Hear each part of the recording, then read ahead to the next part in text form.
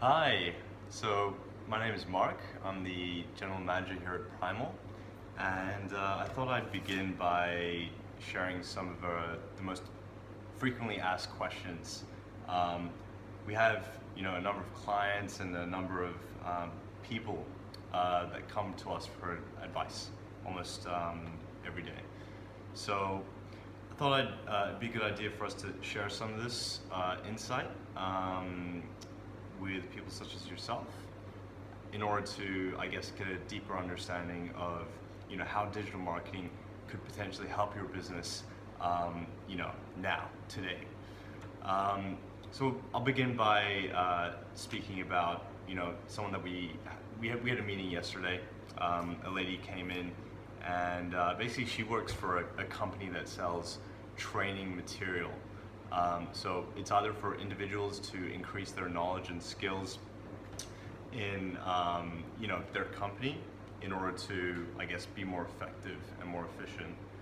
Secondly, they also sell these programs to companies to train large groups of people in order to become more effective, to reduce cost, to increase ROI through efficiencies.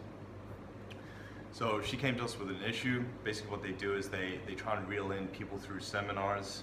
They fill the seminars up with people, hopefully, providing them with value through educating them in how these programs can help their companies or even themselves individually. And then at the end they obviously try and sell them into these programs.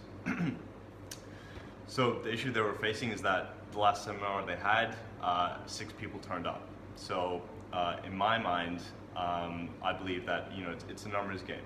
So you need at least 100 people to show up. You'll probably get 20 of them probably interested in the topic or actually learning something potentially, and then maybe 5 or even just 1 at the end will convert into a paying customer. And they're charging big fees for just 1 or 2 days of training. So they only had 6 people turn up to the last seminar, and we sort of dived into what they were doing already, and she said they were running a Facebook campaign. Now they're catering to individuals, so maybe Facebook would have been an appropriate channel for that, but at the time they were marketing for companies and groups, and Facebook's just not the right channel to do that. If you can think about the type of people that are on Facebook, there's a lot of teenagers, and you get a lot of, let's just say, females and males that aren't part of their target market. So if we think about B2B, right? So where do most business professionals, decision makers, people with money spend most of their time? People that would be in the right mindset when delivered advertising to make decisions. So that would be LinkedIn, most definitely. So our suggestion to her was, and she showed us the results of the Facebook campaign, and it was, they weren't even conversion tracking, they were just looking at how many clicks this measly Facebook campaign was getting to their website, and it just wasn't any good. And they were targeting Thai customers with English advertising.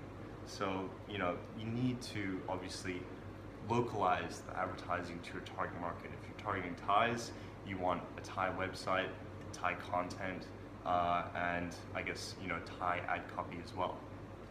Not English, which is what they were doing. Although you will find a lot of business professionals at that level, C-level executives speaking English. So, I mean, it could have been a lot better. It could have been a lot better. They could have delivered Thai advertising to Thais, and they could have delivered English advertising to English people. So, so that brings me back. So LinkedIn, that's where people spend, that's where business people spend most of their time. They're, checking pulse in the mornings. They're, going through the feed, looking for new content to, essentially educate themselves and see what other business professionals are doing. So when you do deliver advertising or sponsored content or, native advertising, people are in that business mindset to they're reading stuff about business, they see ads about business, and if there's a piece of content that really interests them, they'll go in there and they'll read it. So our strategy for them essentially was to actually develop a landing page for these courses, because their current website just wasn't, it was new, it was responsive, and it looked good, but it just wasn't very functional in terms of converting, online traffic into leads. So contact form, phone number, headline to state what they're doing, their unique selling points, why use them, are they gonna double your revenue over the next year? Are they gonna increase your return on investment? Are they gonna lower costs for companies? So the website had none of that. It was just, information. It was like a brochure website. So our strategy was to develop a landing page, have a contact form, phone number, unique selling points, make it responsive in order to generate leads for them.